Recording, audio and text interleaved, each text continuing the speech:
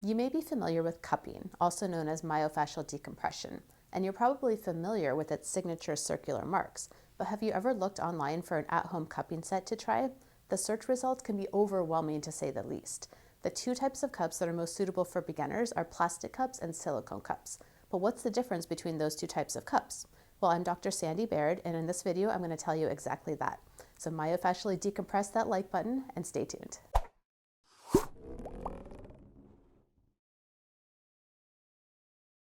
If you're new here, make sure to hit that subscribe button and tap that bell notification icon so you don't miss a single video that I post weekly. In today's video, I'm going to tell you the difference between the two different types of cups, silicone and plastic, that beginners use for cupping therapy. I'm going to talk about the treatment styles that you can use with these two types of cups. And thirdly, I'm going to make some recommendations for my favorite cupping sets that you can use at home. All right, let's dig in. So first up, plastic cups. Plastic cups typically come with a pump suction device and can easily be applied with as much or as little pressure as you like. Many of them come with magnets built into the cups. Unless you are well versed in traditional Eastern healing modalities, I would recommend just removing the magnets before you use the cups. This also avoids getting little dot bruises or marks in the center of the circular cupping mark that often results from treatments. Cupping marks already look like you got into a fight with an octopus, so let's not make things look any worse. The plastic cups can be easily disinfected with isopropyl alcohol, and once they're applied, they're not likely to fall off.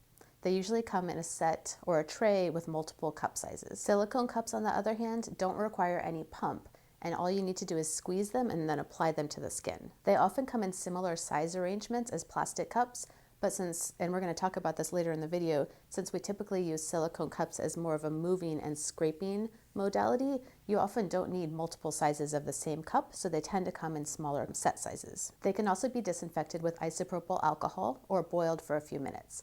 I find that they are a little bit harder to clean if you use oil or lotion with them than plastic cups, but if you fill up a little spray bottle with water and add a few drops of dishwasher detergent, that usually works very well for getting any grease or oil off the cups. Since you set the silicone cups by squeezing them and then applying them, you're not going to get that same level of tension or myofascial decompression that you might with the plastic cups. On the flip side, for beginners, that might actually be a good thing. Both silicone and plastic cupping sets are generally designed to be somewhat portable, although the extent to that does depend on the brand. If you're going to be performing any types of cupping therapy where you might be sliding or gliding the cups along the skin surface, you're going to want to use some type of oil or lotion for comfort. Next up, let's look at the treatment styles that you can do with the two different types of cups. The most common stock photography images that you'll see for cupping involve a very symmetrical pattern of cups laid out on someone's back. Now, first of all, this is a little bit hard to do on yourself. And second of all, it may not be the best treatment method. It's kind of like throwing everything at a wall and just seeing what sticks. A slightly better treatment method might be to palpate your muscles and find out what feels tight and tender, and then put cups there. And a frame of anatomy or a reference point can be helpful here in terms of knowing that, let's say you have a pain right here in the front of your shoulder, you might not actually want to cup right there on that soft tissue. You may be better served cupping the pec, cupping the trap, cupping the rhomboid, and cupping the rotator cuff muscles. The second treatment style that you can do with plastic cups is adding range of motion. So for example, you take one cup, you put it on your upper trap, and then you tilt your head over away from the cup. And so the cup is holding the tissue and you're moving through a range of motion. And so you'll do that 5 or 10 times until you start to feel a little bit more ease of motion, and then you can take the cup off. The third way that you can treat with plastic cups is by applying the cup with just one pump of suction. And if you already have the cup on, there is a little release valve at the top of the cup that you can use to decrease the pressure. And then from there, you can move the cup, dragging it and gliding it along the skin surface until you start to feel some release of the tightness of the muscles and fascia in that area. There are two types of treatment styles that work well with silicone cups. The first is static cupping, so you squeeze the cup, apply it to the skin, and let it sit for a period of time.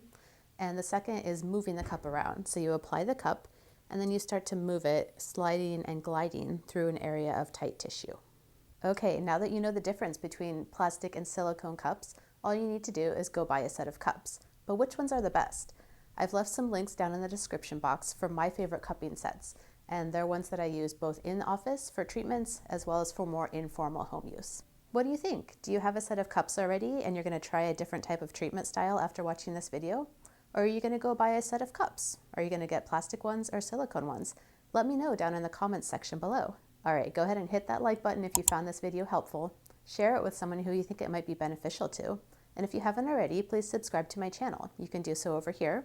And there's more videos over here that you might be interested in as well. All right, thank you for watching, and we'll see you on the next one.